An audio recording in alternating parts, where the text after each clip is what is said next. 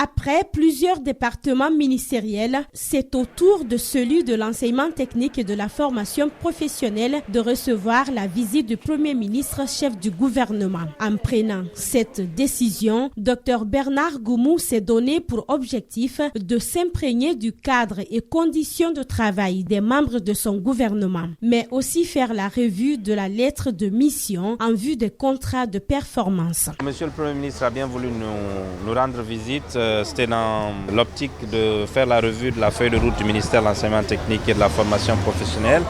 Mais il s'est aussi assigné pour mission de passer dans les ministères pour relever, d'abord constater les conditions de travail des compatriotes, donc des fonctionnaires, et aussi voir avec les différents ministères les voies et moyens pour accélérer la mise en œuvre des différentes feuilles de route.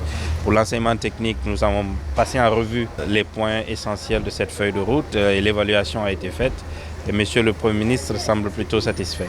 Cette visite a été une occasion pour le locataire de la Colombe et le ministre Alpha Bakar Barry de discuter autour des projets prioritaires de son département à atteindre avant la fin de l'année. Et le Premier ministre a insisté sur l'importance de la cohésion des cadres pour l'atteinte des objectifs fixés. Plusieurs projets vont voir le jour d'ici le 31 décembre ou se consolider. Il s'agit notamment dans le cadre du digital, mise en activité d'une plateforme de e-learning pour nos élèves.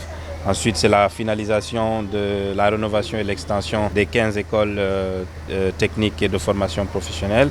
Et puis, il s'agit de la formation d'au moins 500 enseignants techniques pédagogiques en formation initiale ou en master pour ceux qui sont dans les écoles normales d'instituteurs et être déployés dans ces écoles. Entamée le 7 septembre dernier, cette tournée du Premier ministre chef du gouvernement dans les locaux des départements ministériels va être bouclée demain mercredi selon son calendrier. Et 6 ministères seront au programme, notamment le ministère de l'Information et de la Communication.